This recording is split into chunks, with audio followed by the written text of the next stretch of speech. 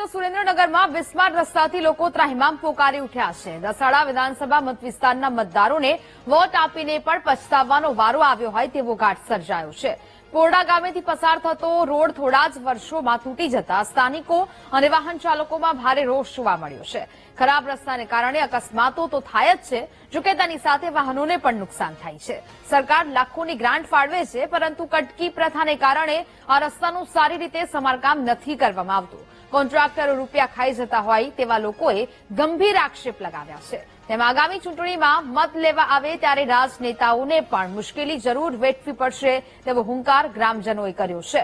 જો તાત્કાલિક ધોરણે રોડનું સમારકામ નહીં કરવામાં આવે તો ગાંધી ચિંધ્યા માર્ગે લોકોએ આંદોલનની ચીમકી ઉચ્ચારી છે।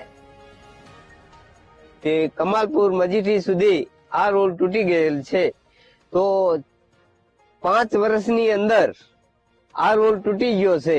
કોન્ટ્રાક્ટે કામ સારું કર્યું નથી, તો આ પૈસા સરકાર ઘણું આપે છે, તો સરકાર પૈસા આ કોણ વાપરી વારે છે એ અમને કોઈ ખબર છે નહીં।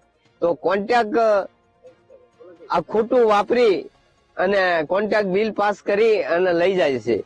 તો આ માણસો પબ્લિકની 5-6 ગામની પબ્લિકને કેવી હાલત કહેવાય।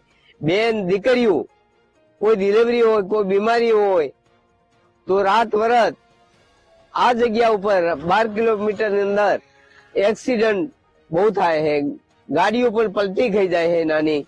ઉપરિયાથી મજડી લગી કે આ રોડની એવી હાલત છે ને કે સાહેબ વાત નહીં કરાય એવી કે આ અત્યારે જે આ 3-4 ગામડા છે ને, જે ઉપરિયાળા છે, પોયડા છે, જીવનગઢ છે, મજડી, અને અહીંથી હાઈવે કદાચ 12 થી 13 કિલોમીટર થાય, પણ કદાચ એવો દવાખાનાનો કેસ બની શક્યો હોય તો એ દવાખાને લઈ જવામાં એવી તકલીફ પડે ને કે સાહેબ વાત નહીં કરાવી।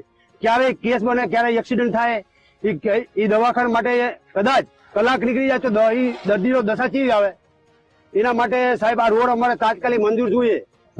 મજીઠી સુધી 12-13 કિલોમીટર થાય, પણ રસ્તો બહુ ખરાબ પડે છે। હવે રાત્રે વહેલા મોડા બધા નોકરી કરવા છોકરા જતા હોય છે, પણ તકલીફ વધારે પડે છે।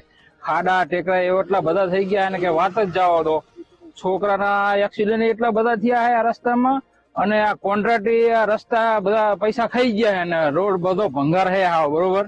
એટલે સરકારને વિનંતી છે કે સરકાર પૈસા તો ઘણા આપે છે, પણ વચ્ચે કોન્ટ્રાક્ટી બધું ખાઈ જ જાય એરિયા।